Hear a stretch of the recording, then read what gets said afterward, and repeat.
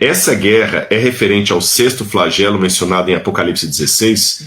Ali no sexto flagelo é dito o seguinte, que o sexto anjo derramou a sua taça sobre o rio Eufrates para que as águas se secassem, a fim de preparar o caminho para os reis que vêm do lado do nascente do sol. E aí continua dizendo, e vi sair da boca do dragão, da boca da besta e da boca do falso profeta 3 espíritos imundos, semelhantes a rãs, que são espíritos de demônios, que são enviados aos reis do mundo inteiro, a fim de ajuntá-los para a grande peleja do dia do Deus Todo-Poderoso. E eles se ajuntaram no lugar que em hebraico se chama Armagedon. Muitas pessoas entendem que isso aqui é literal, que o Armagedon seria ali na região de Meguido, em Israel, e que haverá uma guerra, tendo de um lado Israel e Estados Unidos, e do outro lado União Soviética ou Rússia, para falar os termos atuais, e o eixo do mal. Hoje eles colocam a China junto. Eu, particularmente, não subscrevo essa interpretação profética pelas seguintes razões. Letra A. Esta leitura profética de uma guerra ali em Israel, envolvendo Israel e Estados Unidos contra o mundo mau e o anticristo, foi um tipo de interpretação que não encontra eco em nenhum momento da história do cristianismo. Os primeiros pais da igreja, os escritores cristãos do segundo século, nunca fizeram essa interpretação. Nem os valdenses, nem os cátaros, nem os albingenses. Na época da Reforma Protestante, nem Martim Lutero, nem Zwinglio, nem Calvínio, nem John Huss, nenhum dos pioneiros da Reforma Protestante deu essa interpretação.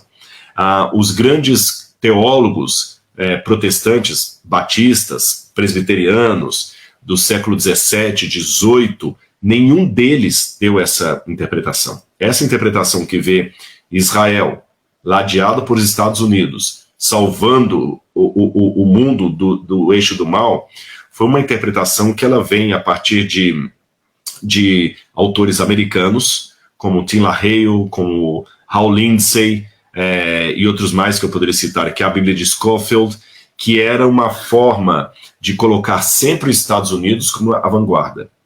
E na época da Guerra Fria, isso se intensificou, colocando sempre o comunismo e os russos como o eixo do mal. Agora está mudando, o eixo do mal está virando a China. E alguns até falam, olha, o dragão é a China, porque a China é vermelha. Um amigo meu que eu gosto muito falou, não, mas a China é o dragão. Eu falei, não, o dragão é o diabo. Mas a China, o símbolo dela é o dragão, tá, mas o dragão também tem na Índia. O dragão também tem no Japão. Muitos templos no Japão, lá, shintoístas, templos taoístas, tem o dragão também.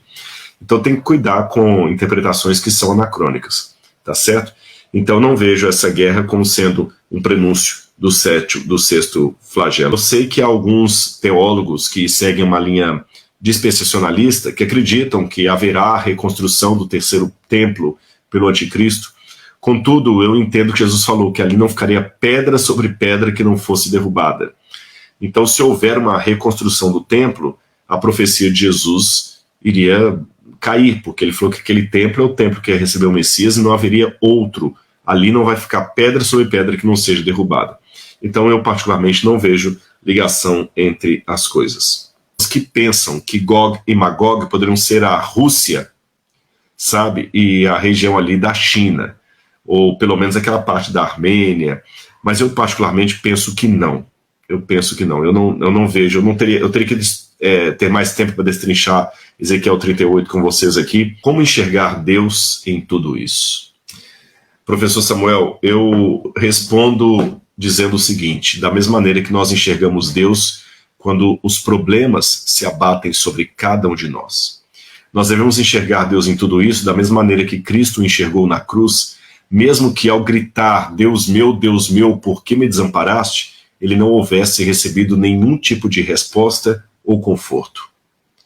Jesus, mesmo vendo na cruz que a maior parte dos apóstolos tinham fugido, que os romanos estavam escarnecendo dele, e que o próprio Pai não lhe respondia, ele virou e falou, meu Pai, nas tuas mãos entrego o meu espírito.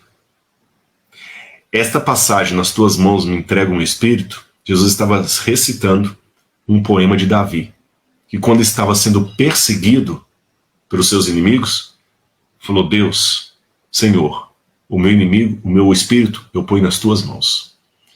E eu coloco o meu espírito nas mãos de Deus. Como disse Jó, ainda que ele me mate, nele esperarei. Tá certo? Vamos ter fé, porque Jesus falou que coisas terríveis viriam ao mundo, que os homens desmaiariam de terror na expectativa das coisas que sobreviriam ao mundo. Está em Lucas capítulo 23. Mas que ao vermos essas coisas acontecendo, ainda em Lucas 21, que erguêssemos a nossa cabeça e a mantivéssemos erguida, felizes, não por masoquismo, mas por saber que a nossa redenção se aproxima.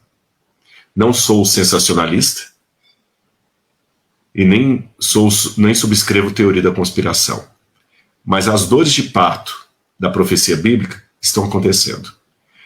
Pode ser que Jesus volte muito antes do que você imagina. Oxalá que ele venha muito em breve. E como disse o Apocalipse no final, amém. Ora vem, Senhor Jesus.